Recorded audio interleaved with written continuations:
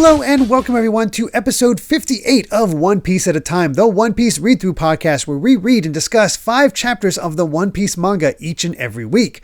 I'm your host, Derek Bittner, and I'm joined by my wonderful co-host and freelance letterer at Shonen Jump, Brandon Bovia. How you doing, Brandon? How's it going, everybody? I'm, of course, English letterer of manga like Dragon Ball Super, Kaiju number 8, and many, many more. And I'm ready to talk about like the first actually good One Piece movie here. Yeah, because we are taking a little break from the manga at this point because it's time for a movie. Movie number 4, Dead End Adventure, as this came out between chapters 266 and 267. So right as we're in the middle of all that craziness and just, you know, hey, I mean, it's a wild part to have a movie come out. But as far as the anime right now is between episodes 146 and 147, which is after Luffy and Zoro get beat up by Bellamy and Jaya, but before hearing Blackbeard's declaration on dreams. So sort of the aftermath of that. The first time you told me that, I was like, Jesus, the anime was close here. Oh yeah, they were crazy catching up, and that's after having 2 mini filler arcs between Alabasta and Jaya, which is actually, thanks to those filler arcs, it doesn't easily slot into the manga, but in the anime, this movie slots in very easily, like between those filler arcs. Yeah. So it kind of works out. Like in the manga, basically, like once Robin shows up is when they see like the ship falling out of the sky, right? Yes. It's like the same chapter even. Yeah, Robin shows up and they're like, well, that's it for that adventure. And then all of a sudden the ship falls out of the sky and that's all right, we're on to Jaya. So we have a little bit of a break in that in the anime. Yeah. I forget if I've said this on the podcast before, but they definitely stopped caring. Yeah. After a certain point. We haven't reached that point yet, but I mean, we've had short enough arcs. I think that it's kind of worked out for them. Yeah, certainly. It's also interesting to see them slot in a bit better than Dragon Ball typically did. Oh, yeah. Where they just absolutely don't care. But like that is sort of a concession. We'll get to it when we get to it. Trust me. But definitely a concession with just how the manga has been structured for the past like decade or so. There's really not really any time for any of these movies to fit in. No. I at least appreciate that they're like, well, you know what? Just you accept that as this would never work, so we'll just do something completely buck wild. Yeah, I mean, it makes sense. And, you know, this movie's a lot of firsts. As you said, first good movie. But I think it also helps that it's the first full-length movie. It's not a 60-minute paired with another shonen movie film festival type thing. This is a 90-minute full-on adventure. And, God, it uses its time well. It really does. Even better than some of the other movies, if I'm being honest. Oh, wow. For a full-length, for a 90-minute movie, I think this is paced remarkably well. It does so many things well, and I think it's because it knows where it wants to keep the focus. It decided not to try to have every character have a moment. It's the first time we haven't had like, all right, we need to fight for Zoro, we need to fight for Sanji, we need to fight for Usopp. It's just, no, they let them all breathe and just let the adventure take part. And it was more about the crew as a whole. Yeah, because there aren't really that many fights. The ones we do get are like lovingly, beautifully animated, but this one it feels like a quintessential One Piece story in an hour and a half. Yes, it's more about that adventure. And the other thing I noticed is that the characters were acting like you kind of would expect them to in the manga. This felt very manga accurate from what we've been reading. Like, I honestly could see this as a small mini arc in the manga. Yeah, there's something... The tone that I sort of got out of it is weirdly... Like, it feels weirdly grounded, almost.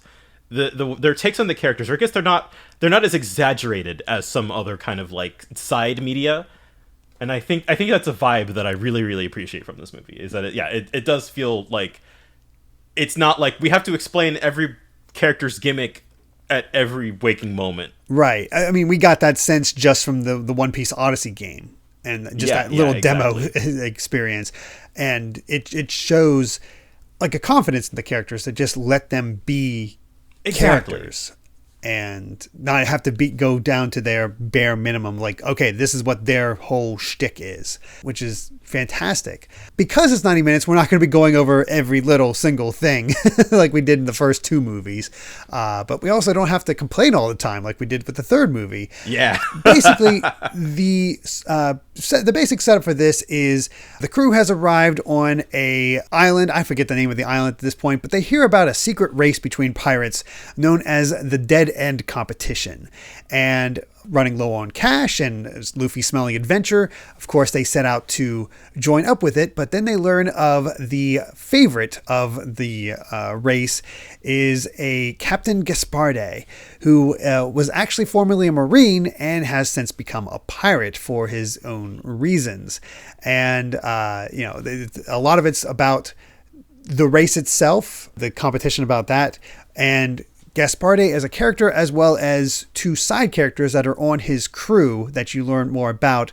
An old man that's sick that takes care of a boiler that actually makes his ship a steamship, and the little child, because we always have to have a child in these movies, yep, that is trying to find medicine, and that's how they get wrapped up with the crew eventually. And then there is another character, what's his name? Because the version we watched was not exactly. I see. So you're talking about the guy in the Bruce Lee jacket? Yeah, the bounty hunter guy. The bounty hunter guy. I think his name is. Yeah. They call him Schreier in the subtitles. Schreier, that's it. Yeah, the wiki calls him Shuraya, so right. Just sort of unromanized. Yeah, we'll go with Schreier because I think that does sound better. Yeah, it's a weirdly Japanese first name, but right. Yeah. And that's kind of where it's at. It's mostly about the race, but then also the clashing, because of course there's going to be the clashing ideals between Luffy and Gasparde, because Gasparde commits so many cardinal sins against Luffy's character. Yeah, and it's actually really funny the way, I was like, from the second he was on screen, I'm like, okay, this is like our kind of crocodile kind of parallel, but he hits all of Luffy's buttons like just immediately, just like, oh, I don't care about dreams, crew, it's trash, yeah, I'm only a pirate for the power, I don't care about the pirate code or all that. Exactly. It's like every little thing this guy could do to piss off Luffy is in the books. Well, he definitely is very evocative of Crocodile. He feels like kind of a mishmash of a bunch of different One Piece villains all together. And that kind of makes him unique for that in a weird way. I think I'll end up remembering him a little bit more than some of the past guys we've had. Yeah, he is, I think, our first truly threatening villain. There is no goofiness to him whatsoever. Yeah, that's an interesting point. He's played completely straight. Oh, yeah. There is a scene that I was just in awe of. It's so simple, but it's towards the end where they have his face completely in shadow. And it's just the way his face is structured, you're not quite sure what kind of emotion he's showing because he's so dead-faced most of the time, very serious. But after this fight takes place that he witnesses, the lightning strikes, lights up his face, and he just has this crazed smile on his face. I'm like, oh, that's good. There's so many good shots like that in this movie. I like the animation itself is, I think, pretty fine, kind of slightly above TV budget. Yeah. But some of the storyboarding and some of the directorial choices that get made are just you can tell that they were cooking with something here. It's great stuff. Yeah. There's a smoothness to most of the movie that I think makes it above the anime at this point. Oh, absolutely. I think that's no doubt about that. It may not look better, but it's certainly a lot smoother, and that's what makes it, I think, a lot of fun. 100%. But we get to that. We find out that this bounty hunter has been after the life of Gasparde for a long time because he slaughtered his village 8 years ago, and he's been trying to get revenge on Gasparde for the murder of his sister and parents. However, we find out that the boiler worker that's been just stuck with the ship and because he cares about this boiler so much, but is not a pirate, found a child that same day and took them in. They were 3, and now they're 11, and turns out that beat his sister, even though they were dressed up as a boy most of the time. But that I did like that little clue that Sanji has that little heart to heart with them at one point. Oh yeah, and that's like, Why did I treat them so well? He just had that sixth sense. I was like, oh, it's a girl. I didn't think about it that way, but yeah. Yeah. We basically come down to a fight where it turns out that Gasparde cheated along with the bookie, gave everybody the wrong eternal pose for where the race ends. And it basically ends with a showdown between Luffy and Gasparde. But that's where the crocodile elements come in, because he is, they call it the translation is the Ame Ame no Mi, which I'm not. Which is like candy. Oh, candy fruit. Okay. Yeah. Basically, he's like crocodile, except he's candy. Like, he gets sticky and stuck in him. And there's some good visuals of him getting his like head split in two or taken out. It's like, okay, how is Luffy going to get through this? And eventually we get the answer thanks to Sanji, who gave him 2 bags of flour that make him not stick to him and solidify Gasparde. And man, it's a damn good fight. But I think we can get into the minutia as we go along. But man, it's just it's just a good, solid adventure with a lot of really good moments sprinkled in between. So I guess we can start from the beginning and kind of go from there. But go ahead for your overall thoughts. Yeah, just sort of like broad thoughts is like, it does have a lot of really familiar ideas from the manga, but I think they have enough of a twist on them that it does kind of make me go like, oh, okay, yeah, like there's kind of their own unique take on it, which I thought was really refreshing. And again, the that 90-minute runtime does a lot to just sort of like, they can flesh out their own take on sort of the manga's ideas without it feeling too kind of just like repetitive or simple. Yeah. I mean, a lot of it is just like the start of the race mimics the reverse mountain. As we said, Gasparde is kind of similar to Crocodile in his design and power set. 2 of the other racers is the killer whale fishman Willie, which I love that name. So fitting. Who was a rival of Arlong, and then there's 2 giants that are part of the race, and I swear to God, they have the same voice actors as the giants from the actual anime, from the earlier in the anime. I did think, just on the topic of those, I guess 3 characters, like, those 3, and then like the kind of information guy who's got like the woman on him, like the sort of incidental character designs in this movie are all like really unique and just great. Yeah, they all look really good and just unique. Like they're fun designs for as much as they end up mattering. Sad that they aren't canon characters, because I'm like, y'all look like you would fit into the the universe of One Piece just so seamlessly. Yeah, I will say I love how the pirates, the giants ended up, where they do that big ramp and they end up off the water and crashing into the town. I love the chaos of the start of this race, where the race begins and it's just immediately pirates killing each other. Crashing into the town, causing all kinds of damage. It's amazing.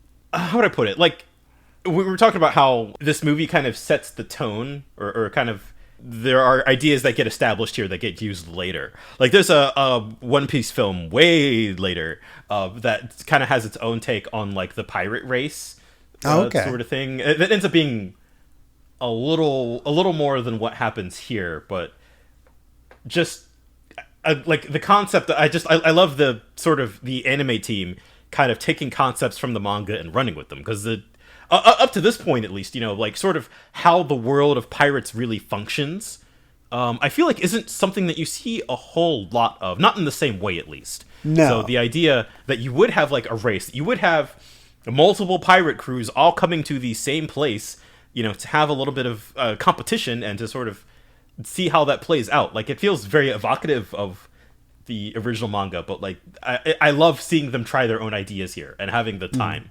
Yeah, it's similar to Jaya, but not quite Jaya. Yeah, exactly. In I was like, it's kind of like Jaya, kind of like Rogue Town, but like still its own thing.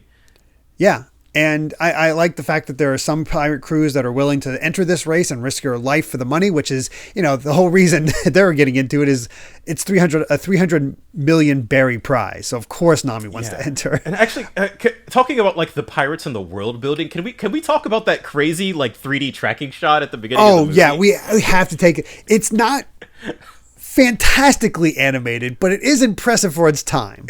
This movie came out in 2003, and a lot of the sort of CG, like in the back of my head, I was like, this isn't that much worse than kind of the CG we see in anime today. Still, for being like 20 years old, there are some shots that hold up better than others, and I love the idea of the tracking shot, but the frame rate gave me a headache. Oh yeah, it gave me a Danganronpa vibe because it was a 3D space, but all the character designs were obviously 2D and very much like stuck in place. Like, exactly. As you're moving around, they get a lot out of this one shot. Like, it's so cool. Like, it's just one of those things where like I love it, but it also looks a little hideous, but I respect the hell out of it. Yeah, I mean, it gives a sense of scale. It shows all the different pirates. It shows how it is a pirate town. There's a lot of fun to be had here. And yeah, I guess maybe just because they're able to use 3D with kind of like these like 2D billboard characters, like they just stuff it full of characters in a way that you would never really see in anything else. Like there's just, man, I'm really impressed by it. And just to have that lead right into the crew having dinner at this place, learning about the secret race, and getting into the wide area where they finally do meet Schreier and Gaspard. And my God, that initial fight that shows off what Schreier can do is so beautifully animated, like just so smooth and cool. That Bruce Lee jacket's not for show, let me tell you. Oh no, he has some fantastic moves, and honestly, Schreier is probably the most fun new character we've gotten in a movie yet. Yeah, which is weird. Like, well, I mean, because he's got like a cool backstory and a cool kind of like vibe about him, but he's also like just a guy. Yeah, he has no devil fruit. No real special abilities. He's just a pretty good bounty hunter. And I think the most amazing thing about him that we got in this movie that I did not expect at all, because we see Gaspard's right-hand man. Oh, yeah! I forget what he calls him. Needless. Needle. Yeah, Needles. Or Needles or something like that. Something like that. And has like these giant Wolverine claws. And he's and I was like... fast. Like he's so fast he gets to jump on Luffy and actually like cuts Luffy's throat a little bit, like draws blood as he's like holding him up when he's like comes across Gaspard. It's like, oh damn. The first thing I saw when I saw that character, I was like, okay, so we got like the Zorro fight for this movie. That was my first thought. Yeah, and I was like, oh, like that Schreier actually gets it. Which was awesome. That fight between Needles and Schreier is so damn good because it is so much more visceral. It's not like that beating in movie 2 where the a guy just gets, you see him taking the hits through the metal and looking brutal. You see the fight. It's a drag out fight. He breaks that guy's arm and he's still fighting him, hitting Schreier with the broken arm at points. And the way he takes him out, it's just so good. Yeah, I think that's maybe what I meant when I said that like this movie's kind of grounded in a weird way. Like, I mean, obviously, you know, the fight ends with Luffy and a guy who can turn into candy, but like, there's so much of it that's just kind of like normal pirates going about their day to day, with a very sort of grounded kind of human story behind it. Which I mean, and One Piece has always excelled at that, but it really feels a little less exaggerated than even some of the canon content. Yeah. I think that fight near the end with Schreier is a good example of that. I was shocked because I was just waiting for Zoro to come in and take over the entire time. I mean, you see a guy with giant blades, and you're like, well, okay. Yeah, and it just doesn't happen. And my God, it's just so. It's probably one of the most impressive fights we've seen in a movie yet, especially because it really does build up Schreier as like, this is a tough fight, but he beats him with just a shovel. Yeah. He's using a shovel to take on this guy, gets him stuck in the rotors to disarm the ship, and then does this great kick to just take him out. Like there's a lot of death in this movie.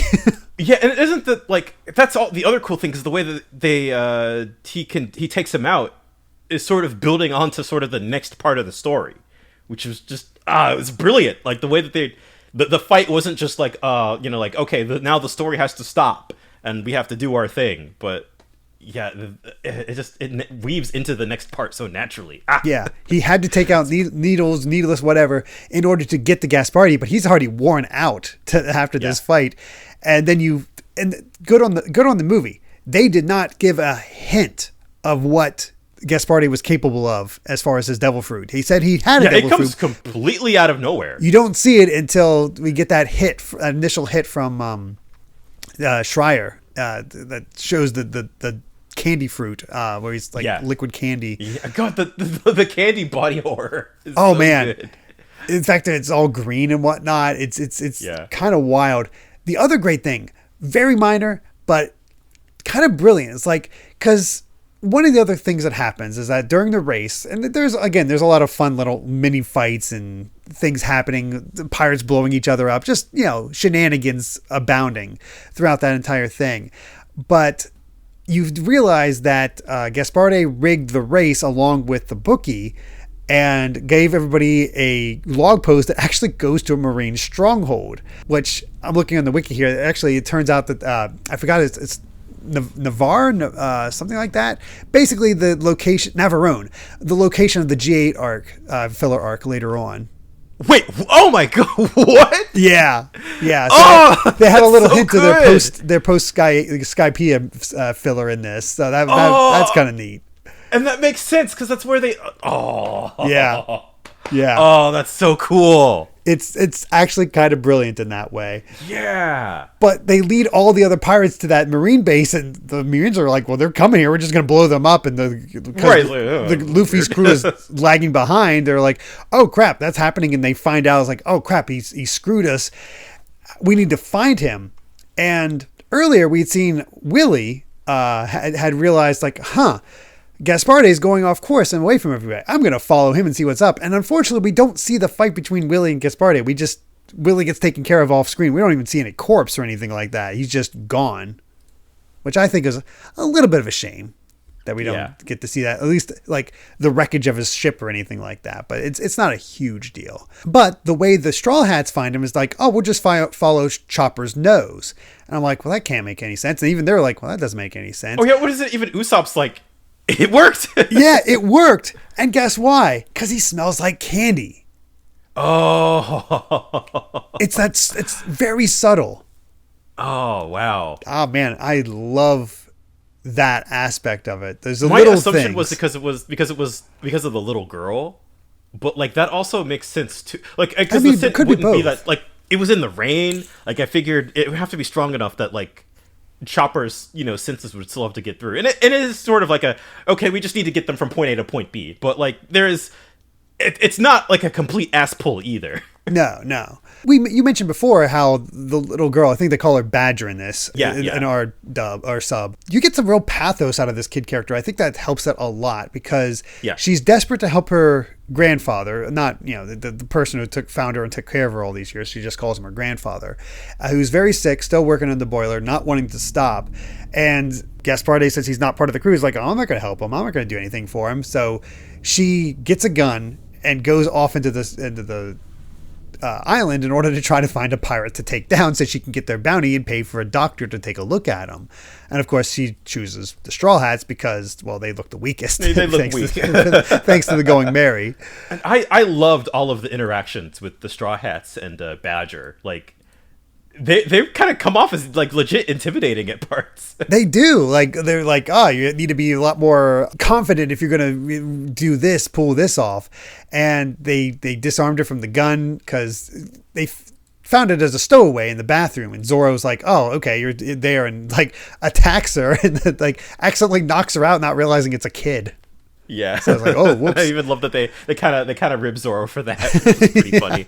And that's when they reveal, it's like, oh no, I'm here because I need a pirate bounty and trying to go after Luffy. And I love that Robin's just like, oh yeah, here, have the gun. And Luffy's like, yeah, you're gonna need a lot more than that than kill me. And of course shows that he's rubber.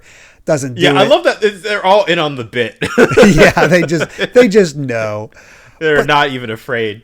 But I love how much they tie into that, because we have that whole talk with Sanji later where he kind of comforts her, because Nami goes in on this girl because she's like, what's the point of living? Because I've been miserable this entire time. I might as well be dead. And Nami takes immediate offense to this. And you get it if you've watched the series. You know why she's like that.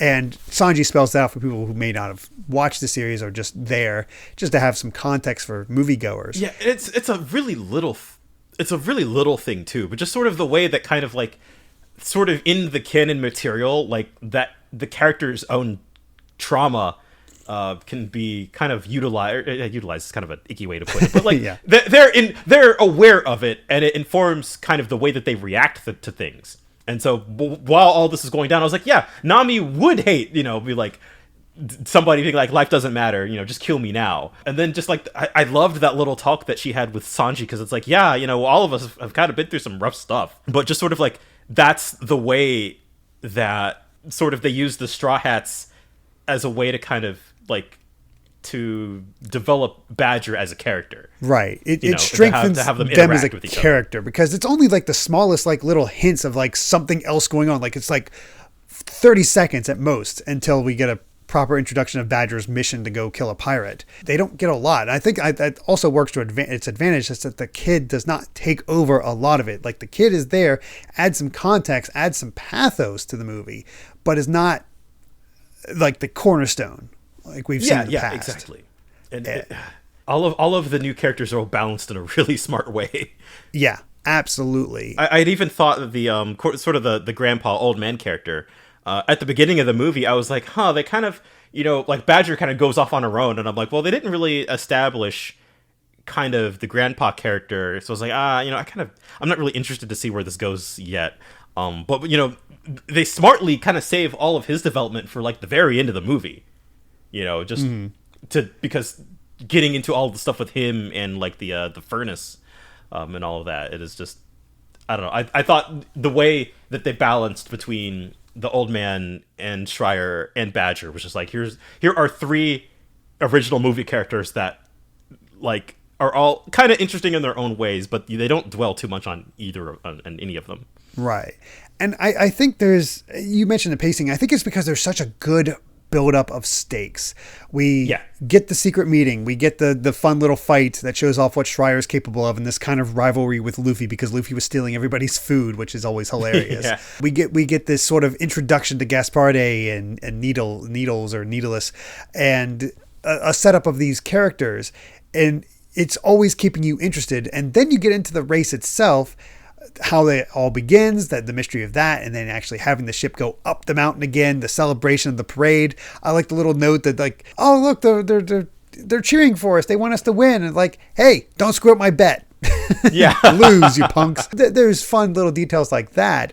And then into the race itself with the chaos of all that and all the different ways they different characters get to shine. I like that Usopp has another one of those moments. It's like, fine, I'll man up and man the cannon and do something, and immediately takes out another ship. I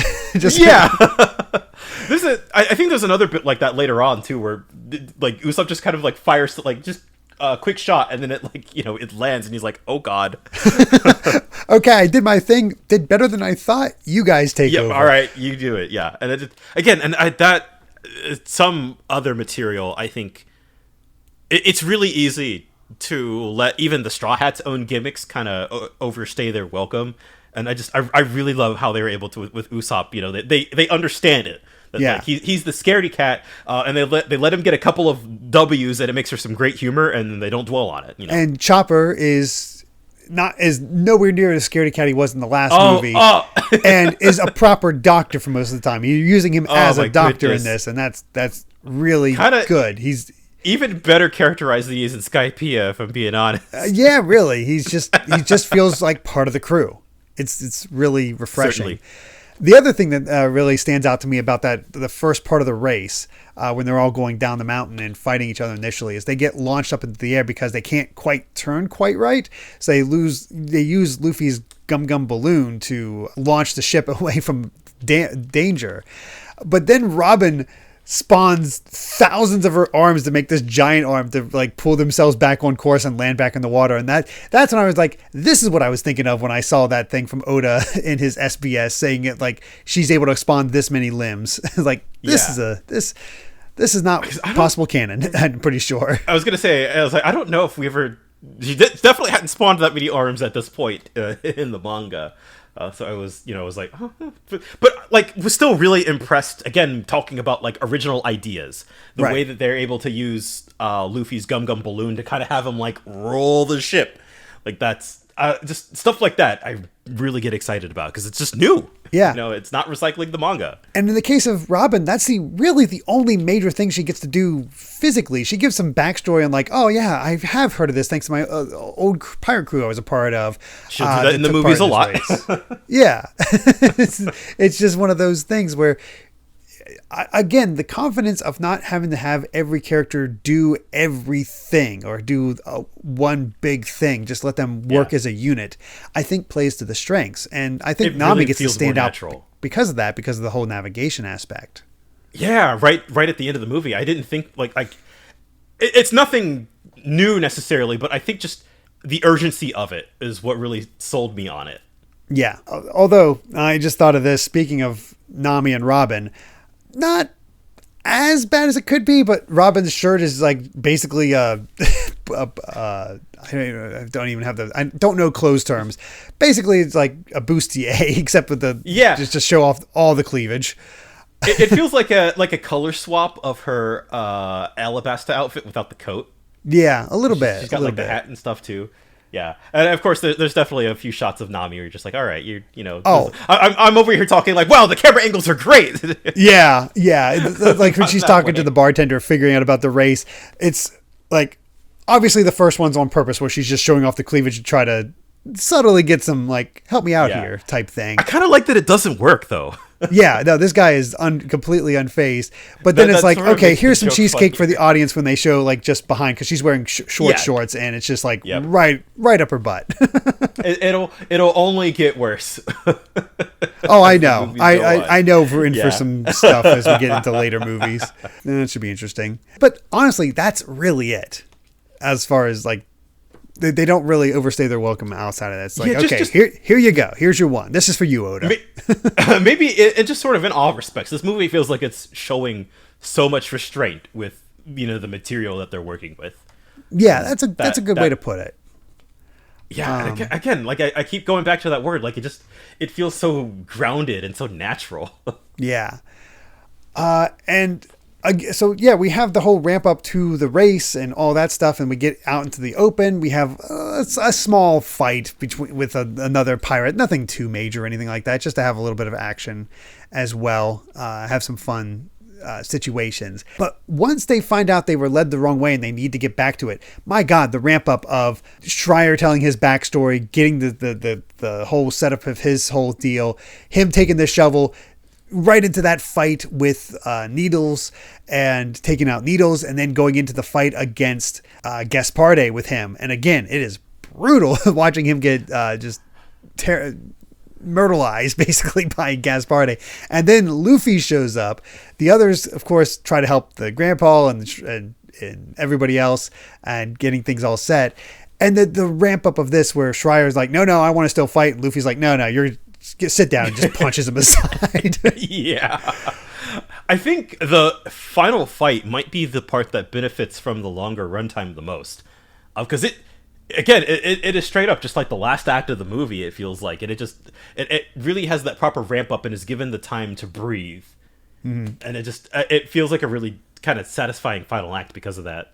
Yeah, I think it's about 20-25 minutes when when Luffy is first facing down Gaspard, and they have their talks, their all that stuff. Luffy, of course, figuring out like, oh, you're a syrup man, basically, and his hand gets stuck, and how he's trying to figure out how to fight that whole thing while everybody's sort of getting off the ship and trying to convince the old man to leave because, well, this is his baby. Is like, okay, we got to go.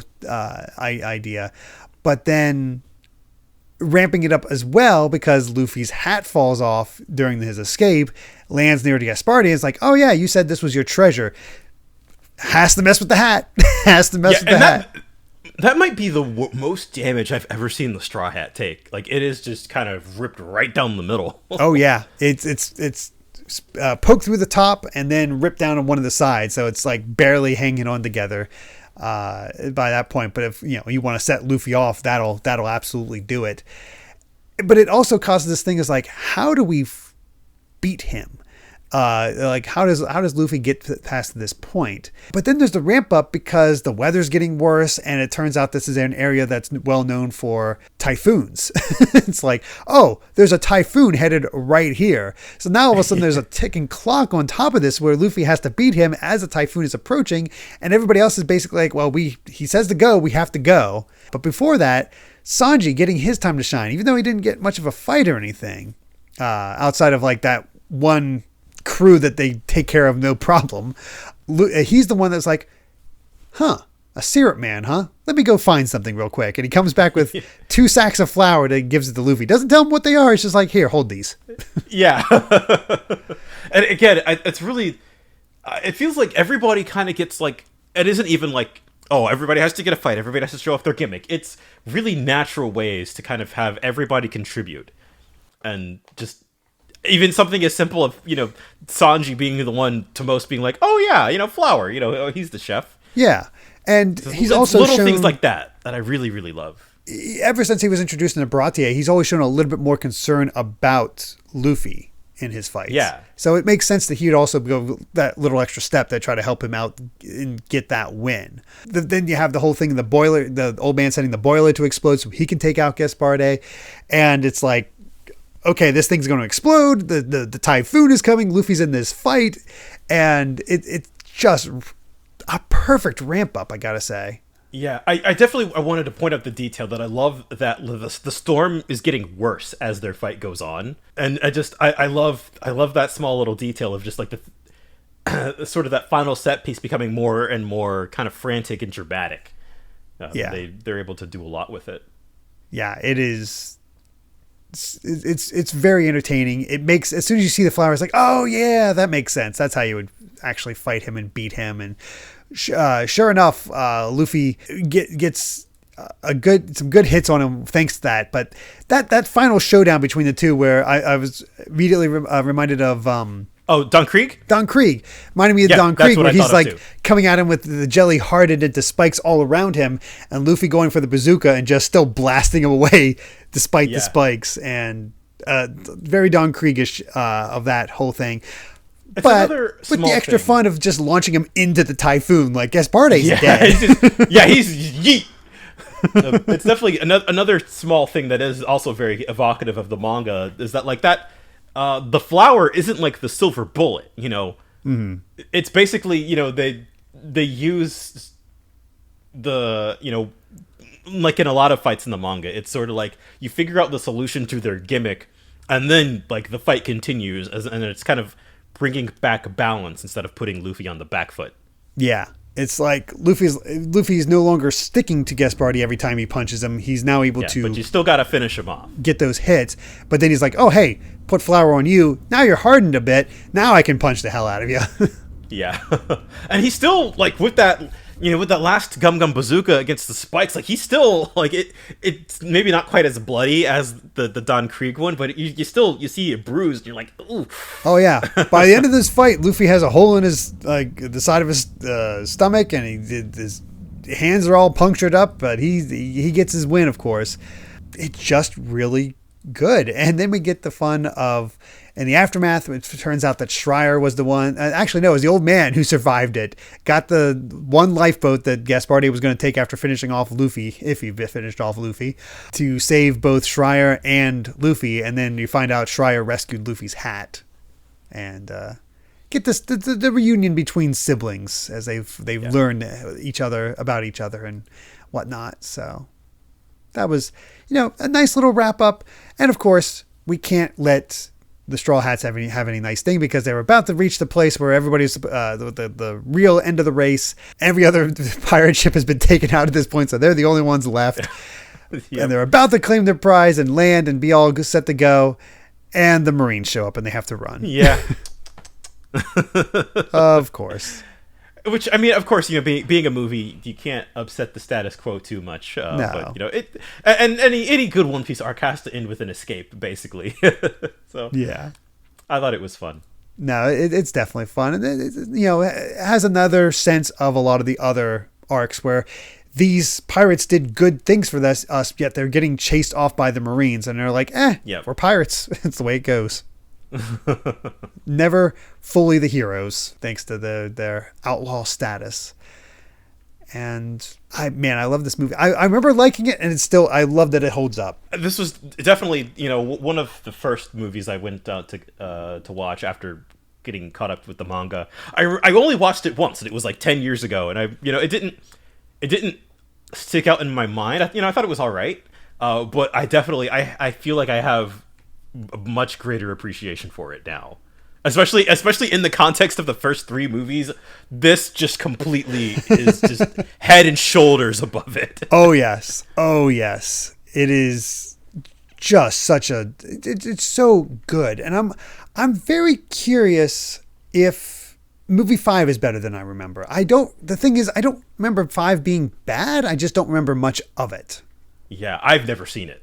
I just know it is more of a Zorro movie. That's also pretty much all I know about it. Yeah. But before we wrap up, though, there was one scene I've been thumbing through it, trying to find it. Oh, sure. There's this one bit during the when Luffy's fighting Gasparde, and Luffy he chunks like an entire like support beam into like right through Gasparde. Oh yeah. Some of just like the most just kind of badass, like surprisingly violent. Again, you can get away with a lot of body horror when the man's made out of candy, but I was kind of really impressed that they went that far. Of course, yeah. It doesn't work at all, but it makes for you're like, oh, as a visual. I mean, really shocking. There's another part where Luffy uses his chomp again from the crocodile fight where he bites the top half of Gasparde's body and can't hold him in. But yeah, it's like, oh my god. I feel like this, despite he's kind of, for such a cool ability, it feels a little underutilized. Maybe it's not the right word, but like they get as much out of it as they needed to for this movie. But I'm also like, man, what if this was a fully fleshed out ability? It would probably be, you'd get a lot more out of it. Oh, absolutely. But it's still really, really cool. An ability, it doesn't do much. It doesn't have those wow attacks that we've seen from like Crocodile, where he's able to split the sand and whatnot. He just makes spikes and he can't be hit. But it also makes sense that Gasparde is very much laid back in a way. Yeah. Like he's prepared for things, but he also doesn't go out of his way for things. He definitely strikes me as the kind of villain who probably isn't. I mean, Luffy, beats him pretty handily. And I love that they bring back that bit from Jaya where it's like, Luffy's bounty was actually 100 million, so he's higher than you, buddy. Yeah, and I mean, they also make it a point that Gasparde has a higher bounty than Crocodile. He's at 95 million, which I think is more about the fact that he left the Marines, and as the Marine at the beginning says it's a stain on the Marine, so they're like, we can't have this. We need to get rid of this guy. I don't know. He's strong, but I also think it's more of like, he's not that strong. He's an embarrassment. Yeah, exactly, for sure. I really one last comment about Gasparde. Like, I love that he's just massive. I think we haven't had that many characters quite like that in the manga yet, but just like he's just got like this huge body and this tiny little head. I think he has fun proportions. Agreed, man. But yeah, again, a bit of a shorter one, mainly because we summarized a lot. But if you can find a way to watch this movie, absolutely do. This is one of the good ones, and can not highly recommend this one enough. Like, it blows the first. Like, we enjoyed aspects of the first 2 movies and felt like they would come together as a nice cohesive whole. If they took the elements that worked best from that, this is that movie.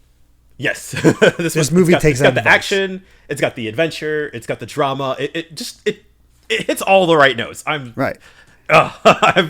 surprised at how hot I am on this movie. But no, yeah, it's great. And that's the crazier thing. I know of at least one movie that I would absolutely rank above this. Yeah, and that's the One Piece movie you need to watch. But we're there. still ways away from that yet. Yeah, I would say, I mean, we're like of the sort of maybe to allude to something we'll get to in like a year or two. But the modern movies, I think the thing that sort of puts them all above the rest is that they're like 2 hours ish, and they all have some involvement from Oda. So I think for the most part there is a clear kind of quality bar once you get to the ones that Oda is involved with. But I think this one, movie 4, is probably about on that level. I would put Dead End Adventure kind of maybe on the middle to lower end against all of like the modern stuff, which I think is really impressive, especially considering the first 3 are what they are. I just really quickly looked up the director, Konosuke Uda, and he's mainly like, he was the director of One Piece, one of the directors from One Piece, I guess I should say, from 99 to 2006. So he was very familiar with the characters at this point. So I think that and helps you sort of see it. I don't think he directed the first 3 movies. No, he did not. The only films he directed in One Piece were Dead End Adventure and Giant Mechanical Soldier, which I believe is movie 7. Yeah. So that makes sense. Huh. Yeah. Yeah, and that suddenly makes a lot of sense now. You're like, yeah, this person who's been working on One Piece for, at this point, like 4 years, he has such a stronger understanding of kind of what this thing is, and you see it, and it's great. Go watch. It works out. Movie. Who knew? Oh goodness, but yeah, I think that is. I mean, I think I've said most of my points. It's weird that we have so good. Like. We're coming in under an hour for this one I think it's because it's so positive. We don't have anything to really complain about. It's just... I had a couple of nitpicks right after I finished it, and then I went to sleep, and I've forgotten all of them. And even thumbing through this movie while recording this podcast, I'm like, no, this movie's great. Yeah, there might be some small things here and there. Like if it's totally possible that you're not on a favorite character of yours is not getting utilized here, but I think they're used enough, and I don't even think Luffy's overused in this case. Yeah, certainly. I think having him kind of be the spotlight for the finale, and having that finale be a solid 20-25 minutes, I think works out in its favor. It all they get it. They get it. That's all I can say is that they got One Piece while making this movie. Yep, absolutely. Well, I guess with that, I believe we've said all we've wanted to say about movie 4, Dead End Adventure. So thank you so much for listening. And you can find more of my ramblings and stream VODs over at BitNerd Games on YouTube, or BitNerd with an underscore at the end on Twitter. And Brandon, where can everyone find you at? I'm at Brandon Bovia on Twitter, talking about anime, manga, games, and my job. No, that's really it. Keep listening to One Piece at a time, because we're coming through with the climax of Skypiea basically here soon. We're getting into it. Oh yeah, and definitely take a look at that. And if you'd like to help us out more, you can support the podcast over at patreon.com/Derek Bittner to listen to the next episode 3 days early. And make sure to return next time as we go back to the manga to discuss chapters 271 to 275 of One Piece. Until then, my friends, bye. Remember to take life one piece at a time.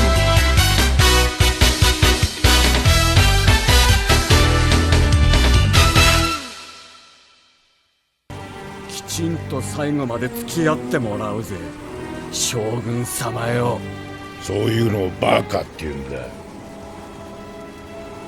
なんだっていいさ、てめえをやめんなまが悪い。